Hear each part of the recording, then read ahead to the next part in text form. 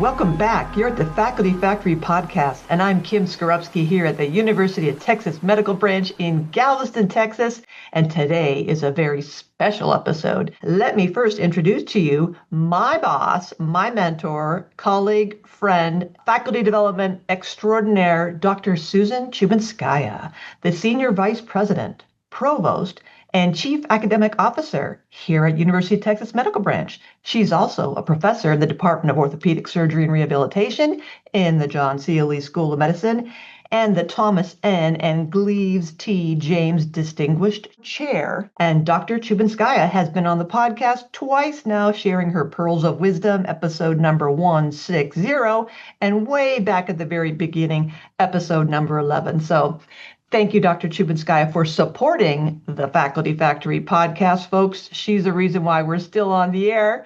And Dr. Chubinskaya, I'm going to, again, thank you, welcome you for being here, and then I'm going to let you introduce our secret guest. Thank you, Kim, very much for such an amazing introduction. And I am absolutely thrilled to welcome Lilly Marks, a world-renowned expert in academic healthcare.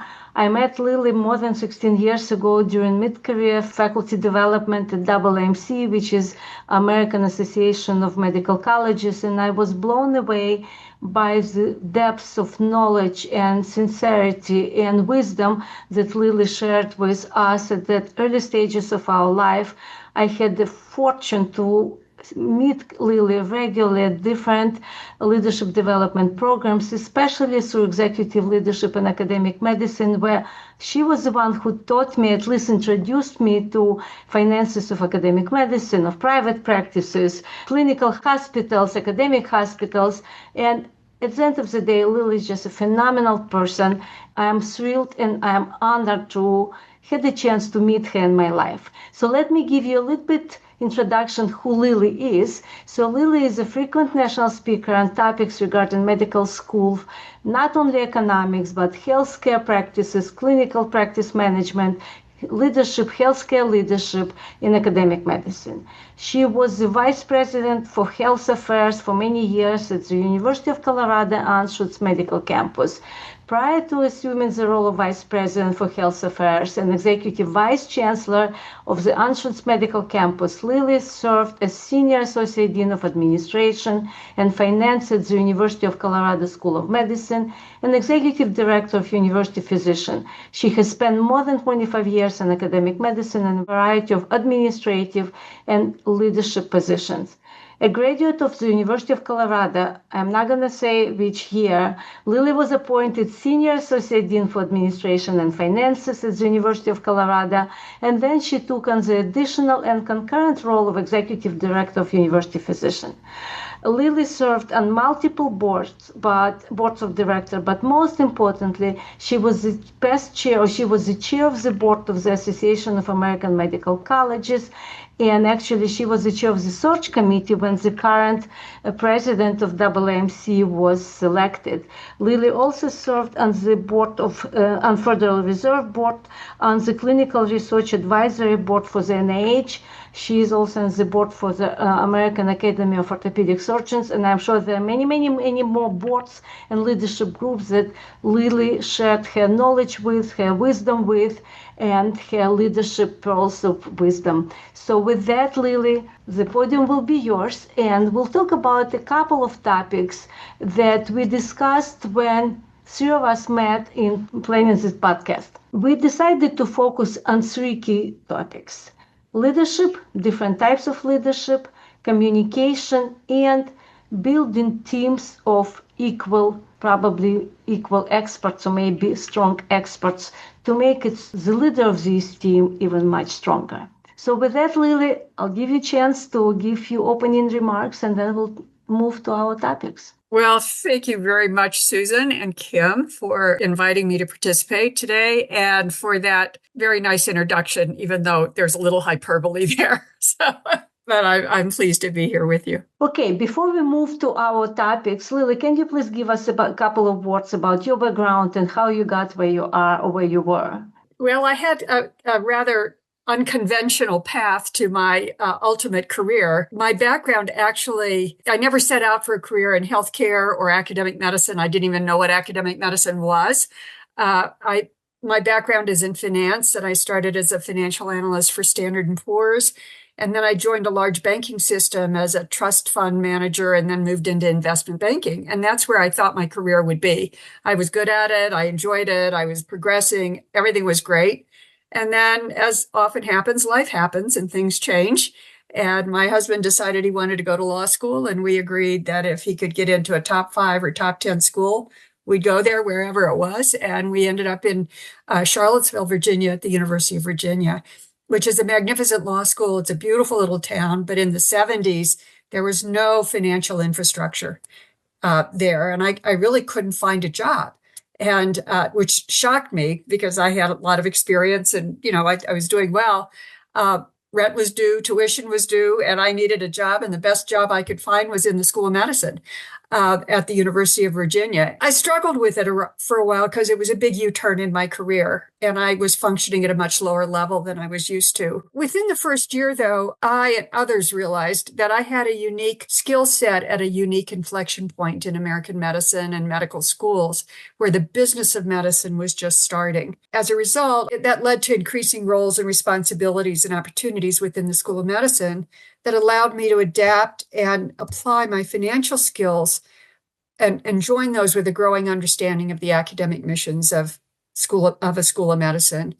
And during those 3 years, I actually developed a real passion for the public missions. And when we moved to Denver after law school, I could have easily gone back into banking, but I started working at the University of Colorado School of Medicine, and you've described some of my roles and positions there, but ultimately I ended up leading the campus, the health campus, which includes all the health professional schools, medicine, dentistry, nursing, pharmacy, public health, University Hospital, Children's Hospital. And it's a $14 billion enterprise with 30,000 employees. And so I'm kind of a unicorn in academic medicine because my background's not in medicine or in research. So I'm kind of and I'm a woman, so I'm kind of an N of one. But I will say it's been an honor of a lifetime to work with our faculty and to work in the settings I've been privileged to work in and the impact that they have on America, on lives in America. And as you mentioned, the leadership position on the campus also afforded me a lot of opportunities to be on a lot of boards, leadership boards around the country. So that's a little bit about my path.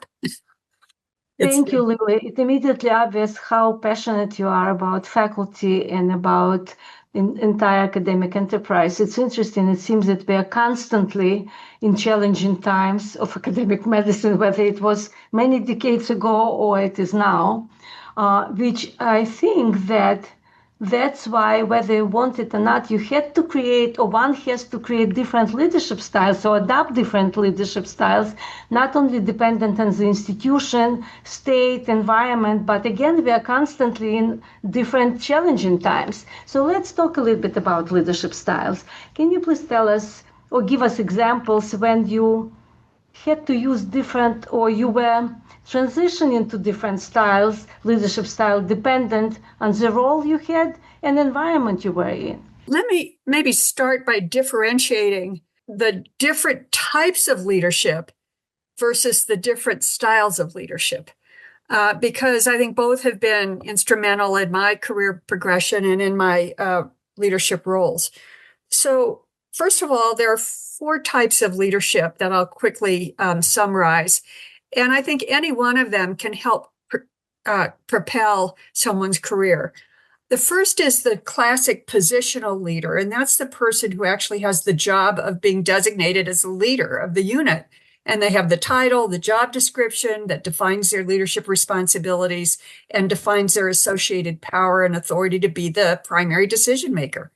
And that may not be where a lot of people currently are in their career or even want to be ultimately. But there's a second type of leadership that is called thought leadership. We have thought leaders. And those are people that don't have positional power or a defined role, but these are individuals who lead through their influence. they have so much impact because people respect and trust and admire them for their knowledge, their intellect, judgment, values, fairness.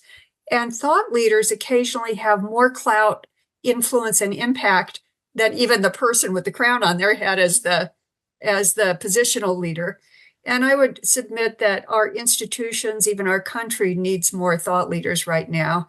And I add these because the next few were also instrumental to my ultimately being a positional leader.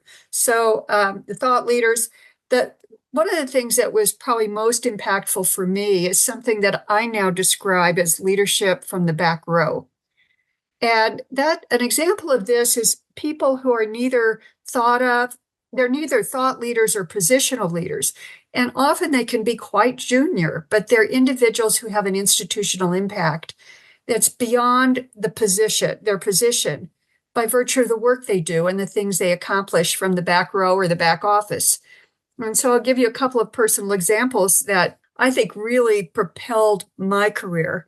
I was often asked, either by chairs or the dean, to write the first draft of a complex initiative that had a significant financial or operational impact, as well as impact on our missions. So, for example, I was asked after our chairs failed, after working for a couple of years, to create a practice plan. Couldn't get it done. They asked me to write the first draft of a faculty practice plan. This was in the early 80s. I wrote that, and it's been functioning to this day, almost 95% adhering to that original draft. And today it's a $1.7 billion organization. But I was very junior at the time I did that.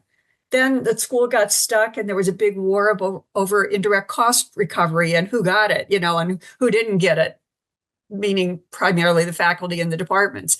And they asked me to try to figure out some formula that everybody could agree on. So I did that. I was involved in a major revision of the distribution formula in the School of Medicine of all of our state funds and tuition revenue.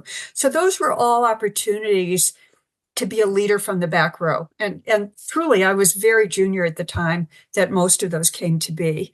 But there's a lot of opportunity for others of volunteering to write the first draft and to actually participate long before they're a thought leader or a positional leader. And then the fourth is moral leadership. And that's the fourth type of leadership. And those are the people who are the North Star or the acknowledged conscience of a group or an institution. And people look to them because they respect their values, their honesty, their integrity. And I mention this because these other types of leadership are powerful ways to advance your career and have institutional visibility and impact. They differentiate you from the pack. They help you stand out in the crowd, be recognized and sought after for more important roles or discussions. And truly, when I reflect on my career, becoming a leader from the back row and then a thought leader are the key ingredients that propelled my career and opened the door to my eventual positional leadership roles. The final point I'd make here is you have to be very aware of and beware of ringleaders. And those are people, if you're a positional leader, this is a group you need to be particularly sensitive to. So learn to recognize and when possible, marginalize the ringleaders and give visibility and empower your thought leaders, your moral leaders, and your leaders from the back row. Thank you for summarizing the four leadership types: positional, thought, back row, and moral. And you just said ringleaders. And I'm guessing that is like a pejorative sense, not those are the flies in the ointments, the kind of the prickly. The oppositional, they will form the posse to come after you because they don't like what you're doing. And I call them the ringleaders. And I think you have to beware of them and respect that sometimes they actually do have an important point or two that is worthy. But you have to learn how to marginalize those people so that they don't derail you and how you give more attention and empowerment to the thought leaders. Oh, Lilly, that's really deep. How can we identify the covert ringleaders? They usually identify themselves. Okay, good. Easy. If they're really good at it, it's hard to miss. I want to draw attention of our listeners because you can see Lily's warmth and kindness and how she shares these pearls of wisdom without even thinking that it is pearls of wisdom. I want to draw your attention to at least few that I took note of and which I use all the time. Leadership from a background. Anyone can be a leader at any age, in any position, at any institution. Just use these opportunities. Write a first draft. People who I work with, it's one of the first one I always quote from Lilly. It is so important because that's how you will be known. It might be multiple revisions to the draft, but you will be known as someone who created the first draft.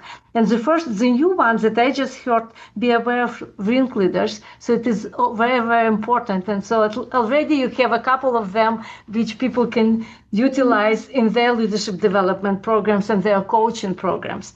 Lilly, thank you very much. It's so insightful. So we talked about kinds of leadership. Can we now move to styles, leadership styles? All right. Well, you can read a lot of different lists, in management books about leadership styles, but some of the common ones, and these are styles, the characteristics of leaders. They really are self-defining. There's the autocratic leader, the democratic leader, one that's laissez-faire.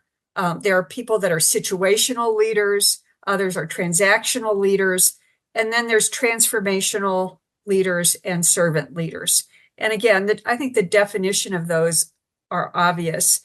But I would tell you, at least from my experience, on any given day or each particular situation, you may have to be any one of these depending on what you're facing and who you're dealing with. And so, there are times when there's a place for all of these. But in general, I guess I would describe myself overall. And I'm saying this aspirationally. It's my hope that I am. Definitely are. That transformational. I would like to believe I've done some transformational work, and I'm very committed to being a servant leader. I think that's really critical, and always keeping in mind that the primary agenda is not your personal agenda. It is the agenda of the institution or the group that you're leading, and how you collectively set your goals and strategies and strive for excellence as an organization. And that always has to be the primary goal and agenda of a servant leader. So now we heard from Lilly about kinds of leadership and leadership styles.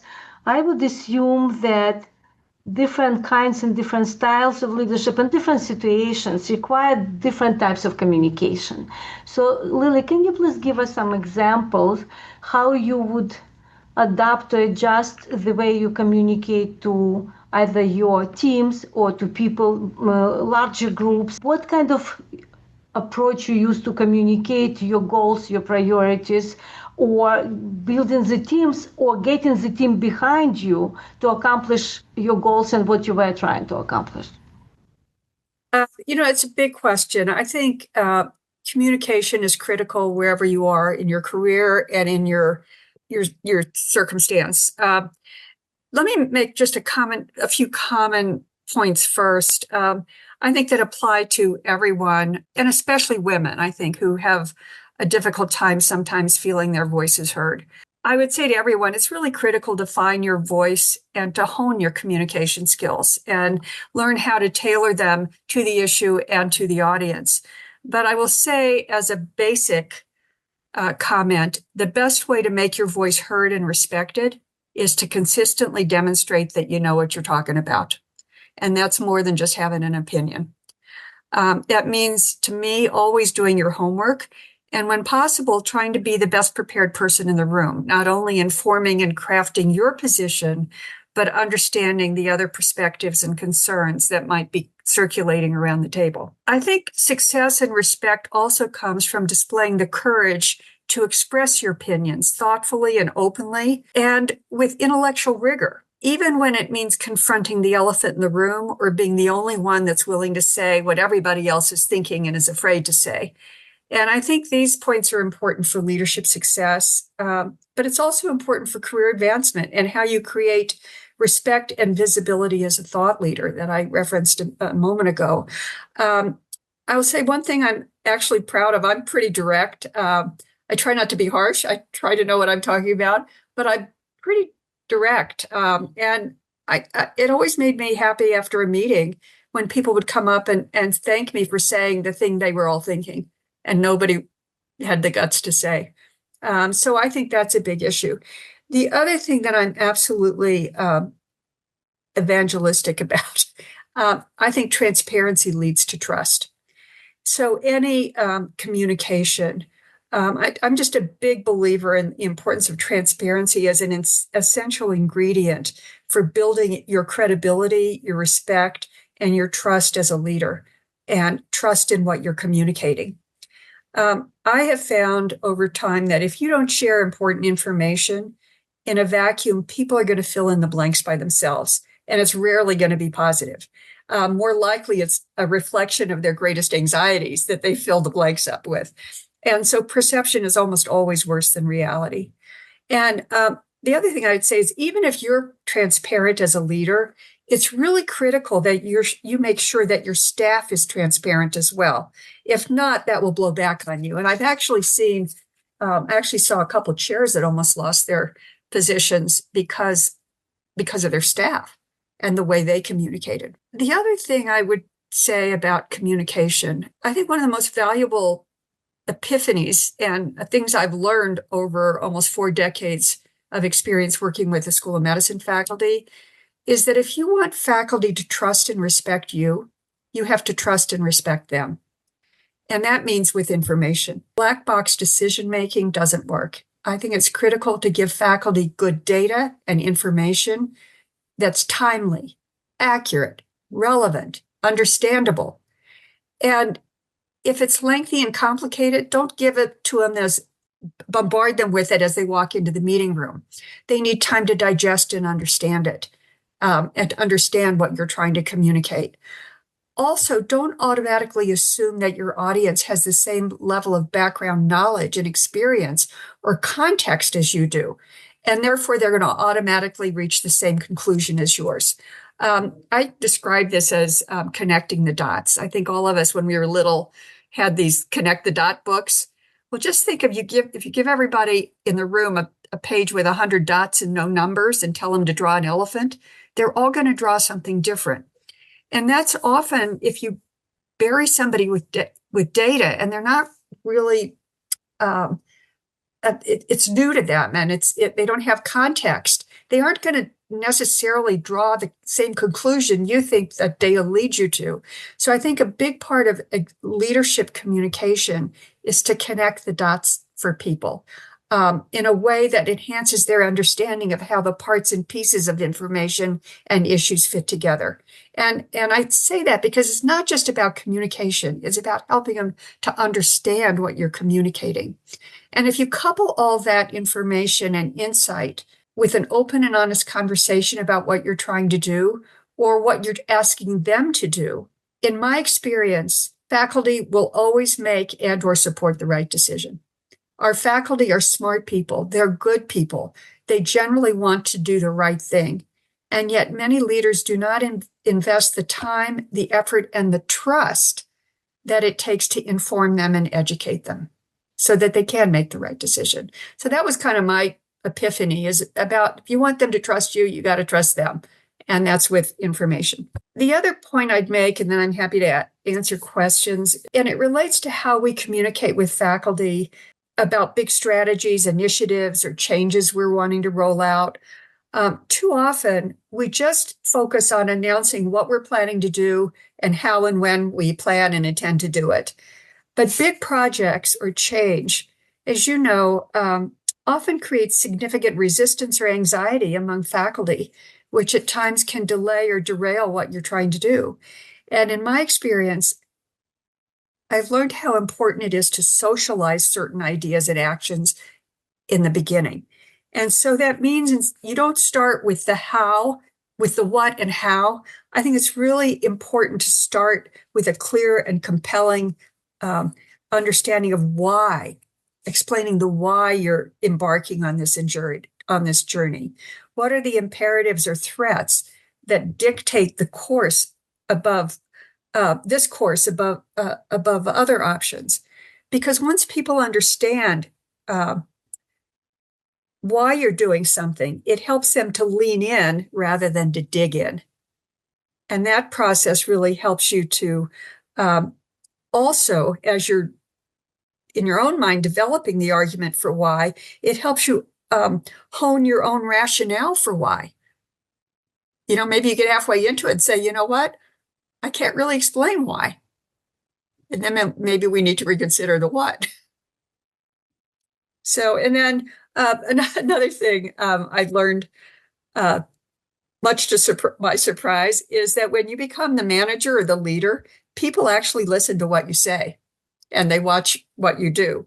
And so careless comments or just thinking out loud can create a lot of reaction and stress among your staff, your faculty, your stakeholders. It's really important to watch your presence on social media posts. Someone once mentioned this to me, and I've never forgotten it. Remember that on any given night, you may be the topic of dinner table conversation, multiple dinner tables based on something you said or something you did or something they thought you said. So communication, how you communicate, what you communicate is really critical. And then finally, understand the importance of symbolic communication. It's not just the words. Understand the importance of symbolism, what you do, what you support, what you attend, how you behave, even how you dress. All of those things convey a message far more powerful than the act or the words themselves. And it says something, it conveys something important. But it conveys what's important to you, or what you value, or who you are as a person. And all of those things are really important to keep track of, not just the words, but the symbolic impact of your actions as well as your words. And I could do a long riff, but I don't need to, on how important words are in documents, whether it's a letter of offer, an affiliation agreement, foundational documents like bylaws. Words matter, and sometimes every word matters. It is fascinating, Lily. I've been listening to you and thinking that your comments about trust and transparency resonates with me so much. I always tell people that I have 3 mantras, and if they can't align with that, it will be hard to work together. Trust, transparency, which lead to loyalty. So on that note, in your multiple leadership roles, in some situations, I envision you inherited teams, in some you built. But before we move to the topic on teams, how did you change your teams to align with how you want to communicate and how you want to portray yourself and your office? You were talking about that's very important for staff to be transparent. How did you teach them, and how did you keep them accountable for representing you the way you want to be represented? Well, that's a great question, because truly it's not just your words and actions, it's your whole team. And you have to be very mindful of what is it you want to portray. And one of the key messages I have given to the staff is, we work for them, they don't work for us. And to always keep that in mind. That is always my goal, is to not be seen as the suit, or the overhead. We are in positions of some power and some influence, but people really have to believe. And I expect my staff to always reflect that's my first priority, is we're here, on their behalf. And if I either witness myself or hear by anecdote or complaint that the team isn't working that way, it's time for an intervention, starting with a discussion, some mentoring, some monitoring. But that to me is non-negotiable on the part of my team, is that they represent us their actions, their words, and that my goal is always to be transparent. Obviously, you have to know where to draw the line. You deal with a lot of very confidential and sensitive information, and they have to honor that. They have to know where those lines are. But other than that, we're not about disingenuous information, how you lie with numbers, any of that kind of stuff. I used to watch that pretty carefully. And I was always proud when I was traveling somewhere around the country and somebody would comment about what a terrific experience they had with one of the people on my staff, something that that's part of the evaluation. Absolutely. Thank you, Lily. Thank you. I mean, it's such a perfect segue to our last topic of conversation. How did you build your dream teams or teams of equals? And can you give us a little bit more insights? What have you done in this arena? So I think the first thing that people have to realize, and I realized, not because I read it anywhere, but I experienced it, is as you move up the leadership ladder and your career progresses, the first thing you have to realize is that with each step up the ladder, you're going to take on more and more responsibilities and things for which you're accountable. And very quickly, the scope of the job actually outgrows what any individual person can do themselves. And that's the first thing people need to learn as they move up, is that you need to learn how to delegate. You need to learn how to start building a team because you have such a much broader portfolio. And you can't do it yourself. So a lot of times we get into those positions really we might have one or two people reporting to us, but it's not a team. I'll start with just some baseline beliefs I have, and that is success is a talent game. And you can't marginalize 50% of your talent pool or more and fully meet your goals and full potential. As you build a team, it really is about talent, and your success is wedded to that talent. And that means, I think, it calls for diversity of thought, perspectives, experiences, skills. For me as a leader of a unit, I think it first has to start with a very honest introspection and assessing your own personal skills. What am I good at? What do I know? And what am I not good at? So you have to figure out what are your skills and how do they align with the full array of needed skills for your position. So there's certain things that a leader of a campus might need to know that a leader of something else might not need to know. And then be honest with yourself. Where are you fulfilling those targets and where do you need help? And that's when you start to have to look at how do you expand your team to meet all the responsibilities that you're now accountable for. The next step that I do is I do an assessment or an inventory of the skills of my current employees and team. And then you start figuring out where the gaps are and what you're going to prioritize to build out. So for me, finance was where my education was and where my skills were. But over the years, I collected a lot more. But, I'm not an attorney. I'm not an HR specialist. Those are all things. A lot of leadership jobs are about people and the behavior of people in your enterprise. So, human resources and there's so many things that you need to be good at as a unit. And so you pay attention to how you build that out. I would say that a lot of times, if you're not in a big organization, you may not be able to afford the resources of building a robust team of experts. Like an individual department, for example, can't have their HR specialists and their own attorney and compliance people. But the mistake the leaders there make is they fail to use the school or the university's experts. Whether it's the CFO, the compliance people, the general counsel, all of those people are there, and you would be surprised at how happy they are for somebody to come to them proactively. And even say, explain this to me, I don't understand it, or help me with this problem I think I might have. They're very receptive, and they'd rather deal with the problem on the front end. So you don't necessarily need your whole team of experts that report to you. There's a lot of them around in the university. So that goes to, how do I think about putting together a team? I think once you do, a big part of leadership is talent management. And I'd start by saying, and this has always been my belief, is if you want excellence, don't settle for mediocrity.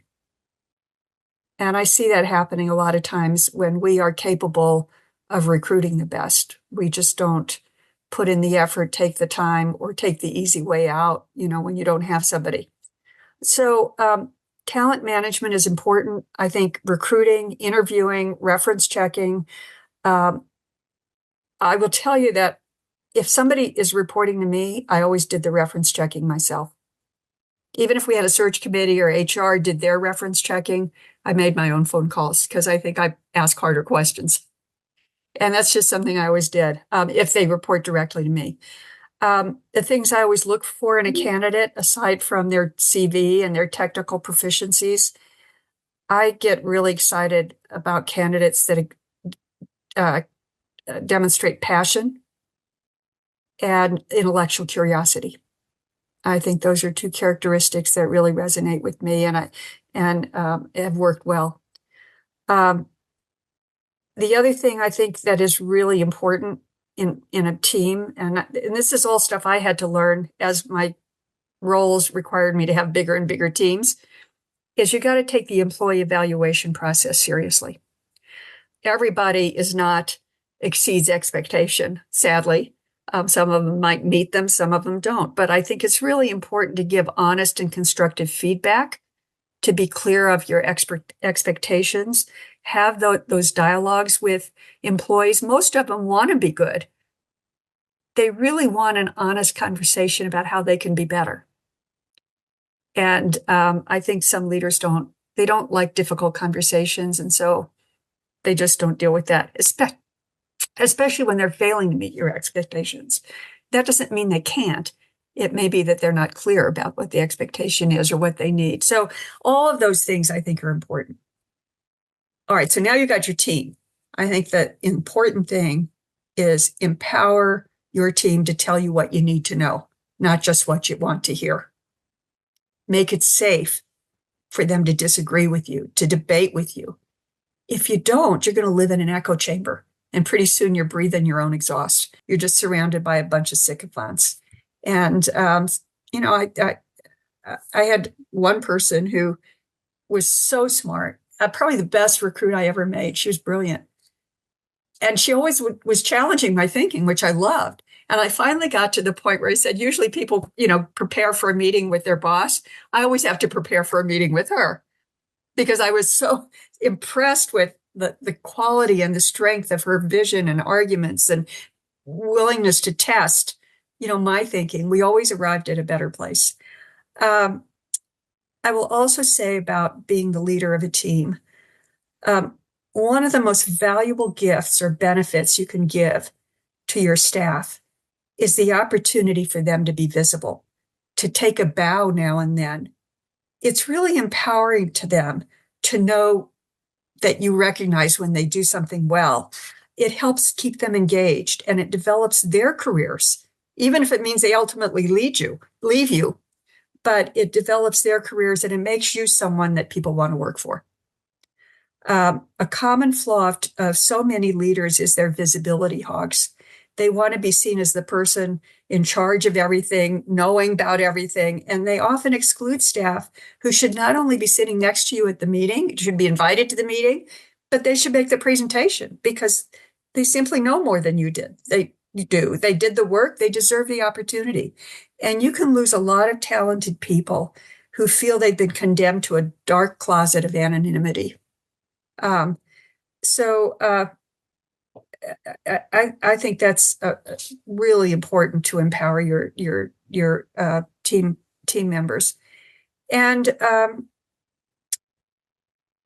one final thing I'd say about teams, I think I've tried to talk about recruitment, evaluation, empowering them.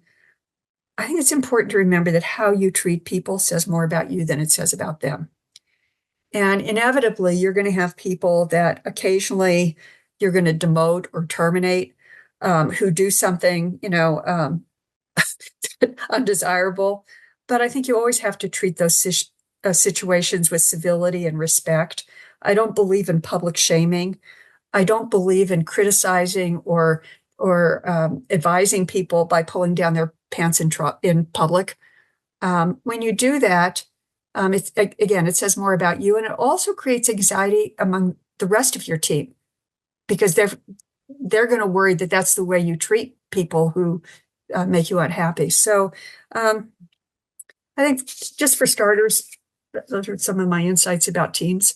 It's incredible. You basically outline the roadmap on how to be leader, how to communicate, how to adapt to different situations, and how to build the best possible teams. I mean, I could sit and listen to you for hours because it's only tip of the iceberg what you have to share and what you accumulated. I'll just say this has been a wonderful conversation. I am so appreciative of Dr. Chubinskaya joining us and introducing her beloved mentor and shining star in her life. And Lilly, I've learned so much from you.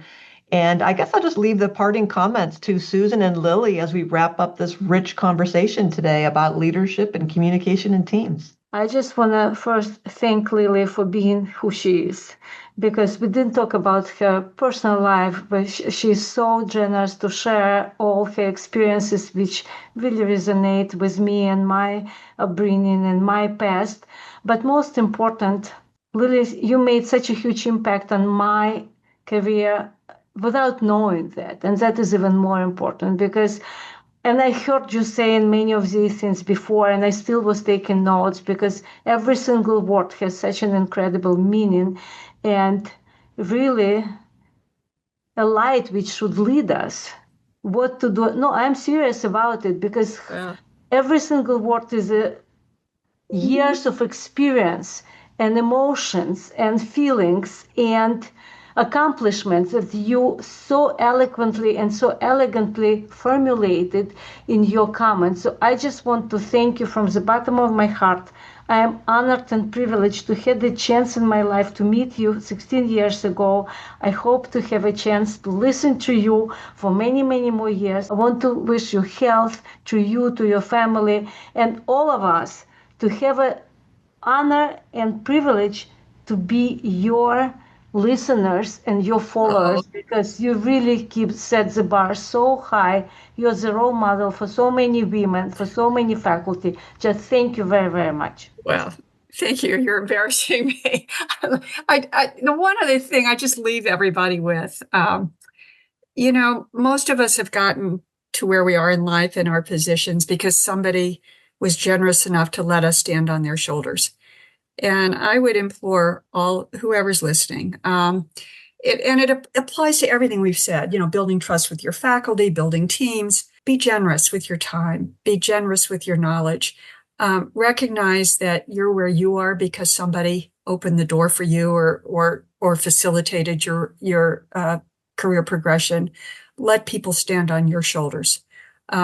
That is where the true impact is. You'll eventually leave and retire and you'll go from who's who to who's that in 2 minutes. But your legacy is often the people that you help bring up who are now doing their own great things.